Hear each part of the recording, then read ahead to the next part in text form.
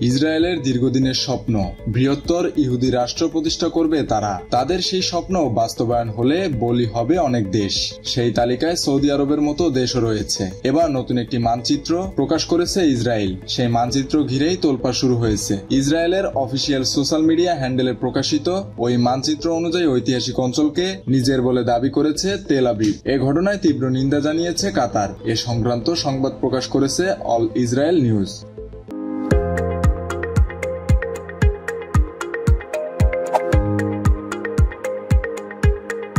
ফিলিস্তিন, Jordan, Lebanon ও সিরিয়ার অঞ্চলকে ইসরায়েলের অংশ হিসেবে দাবি করা হয়েছে। এমন মানচিত্র প্রকাশের পর কাতার এটি আন্তর্জাতিক আইনের লঙ্ঘন বলে বর্ণনা করেছে। দেশটির পররাষ্ট্র মন্ত্রণালয় বলছে, গাজা উপত্যকায় চলমান যুদ্ধের মধ্যেই এ ধরনের মানচিত্র প্রকাশ এই অঞ্চলের শান্তির সুযোগ বাধাগ্রস্ত করবে। ইসরায়েলের নতুন এই মানচিত্র নিয়ে নিন্দা জানিয়েছে ফিলিস্তিন ও জর্ডানও। 2023 সালের মার্চে ইসরায়েলের অর্থমন্ত্রী বেজালেল স্মোট্রিচ প্যারিসে একটি অনুষ্ঠানে গ্রেটার ইসরায়েল একটি মানচিত্রের পাশে দাঁড়িয়ে বক্তব্য রাখেন। সেখানে জর্ডানকে স্বঘোষিত ওই ইহুদি রাষ্ট্রের অংশ হিসেবে দেখানো হয়।